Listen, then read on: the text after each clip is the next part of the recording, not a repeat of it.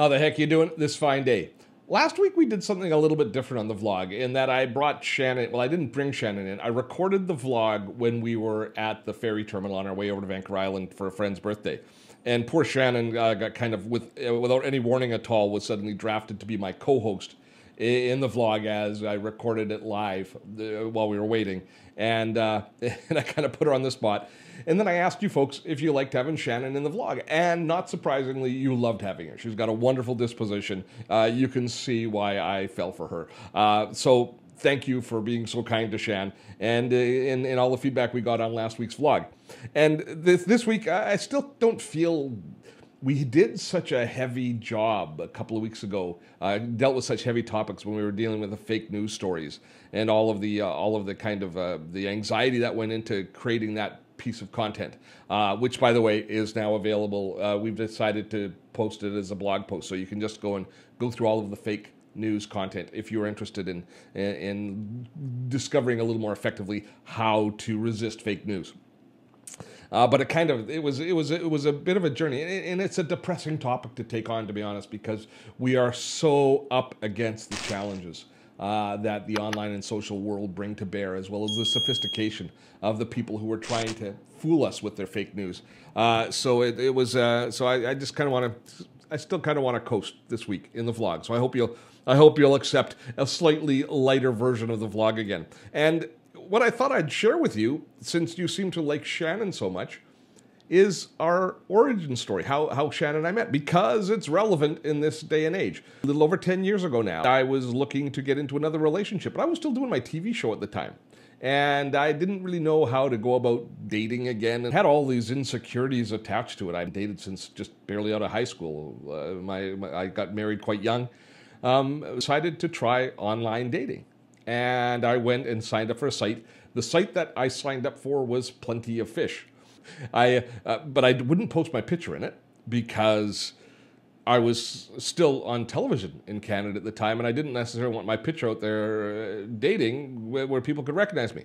So I just wrote a description and posted however it is you post in these online dating services, and a whole bunch of women said hi to me, and I said hi to a whole bunch of women, and I went on a few dates. It was very liberating. But the one thing that was cool, being a little bit more mature going out, was the fact that I determined that I was going to set some really high criteria for what I thought I needed in a relationship, or what would work in a relationship for me. And I met some really nice people, but I just recognized that they weren't going to work for one reason or another. And it wasn't the lead up, there wasn't too much anticipation with each date. It was like, get together, get to know each other a little bit, see if there's a little bit of a spark, see if there's some chemistry, see if the person is interesting. And when you go home afterwards, see if you're really, thinking about, wow, that person caught my attention and captured my imagination and fired my imagination.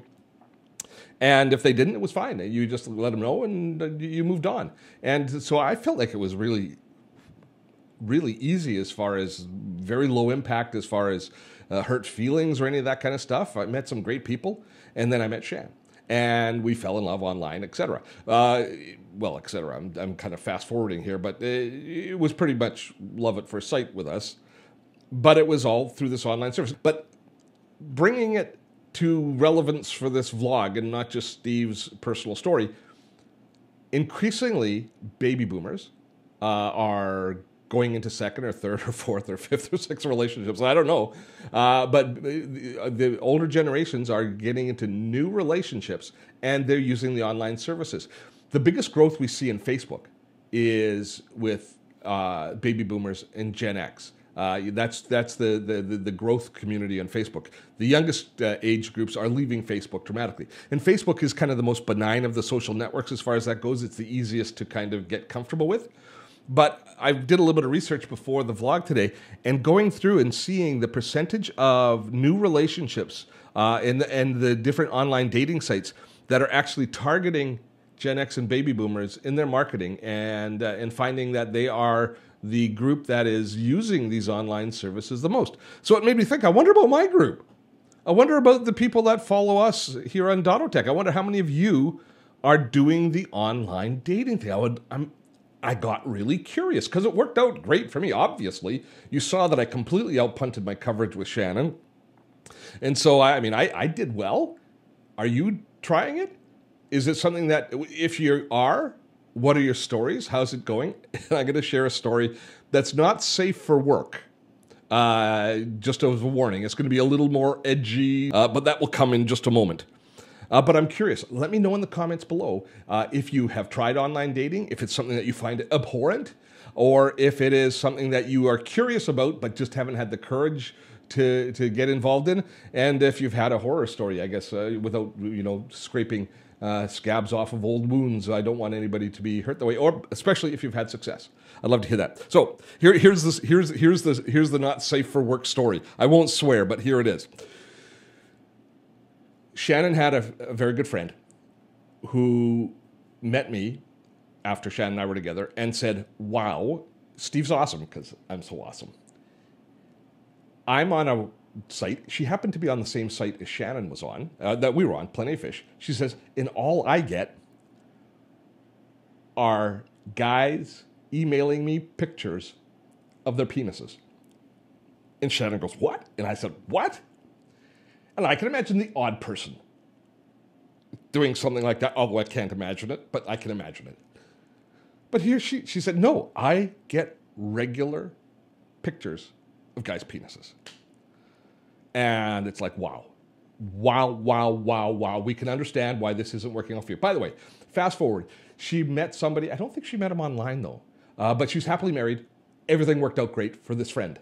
But at this particular point, she was in a bit of a quandary because she was tempted to go back into the online dating scene because it worked out for Shannon, but she wasn't necessarily into having a bunch of penile photos sent to her. Her collection was full. She had all she needed at that point.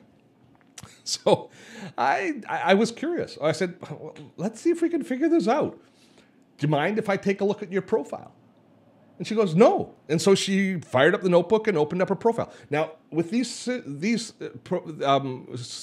the hardest thing about setting up your name or setting up your account is figuring out what your screen name is going to be, because you don't use your real name. So you've got to come up with a name like Spinach Lover 63, because you like eating spinach. I don't know. You have to come up with names like that. And I looked at her profile, and that's the name she came up with right there. I said, maybe this is the problem. Maybe it's your name. She goes, what do you mean? I said, well, she goes, it's a great name. I'm Canadian, and I was born in 1969. And said I to her, that's not what people see when they see that screen name. And Shannon was horrified. And I don't know whether she changed the name or not, but for me, that was the it was the exact counterpoint to Shannon and my dating story and meeting story, our origin story. So fortunately for Canada Girl, things have worked out well. I don't know if she's still using that moniker anywhere else. I doubt it somehow. But it's probably not available if you go and try and use it for anything right now. At any rate, that is the story of how Shannon and I met, and my kind of how much I've explored the world of online dating since, because once I met Shannon, I never looked into it anymore. So I'm wondering, I look now and I see how many sites there are. I checked out a recent column, and of course there's Plenty of Fish there, but there's Tinder, which I always thought was a little more of a pickup thing, but apparently not, and Bumble.com. Those are for younger adults, but then for the people that are older, they've got Senior People Meet and OurTime.com and Veggie Date for people who are vegetarians, DateMyPet.com for animal lovers, which I don't think sounds like that good an idea. I just don't like the name of it. There's JDate, of course, for Jewish singles, and Elite Singles for people that are a little bit more have a little more professional, and all sorts of vertical ones for African Americans and Christians and other religious groups. There's all these different mingle type groups where you can meet somebody who shares a common value with you. So the question is posed to you: are you again or for the whole concept of online dating? Is it something that you will participate in? Is it something you have participated in? I would love to hear your comments below. We'll get back to more serious topics maybe next week. I don't know. Probably. Till next time, have fun storming a castle.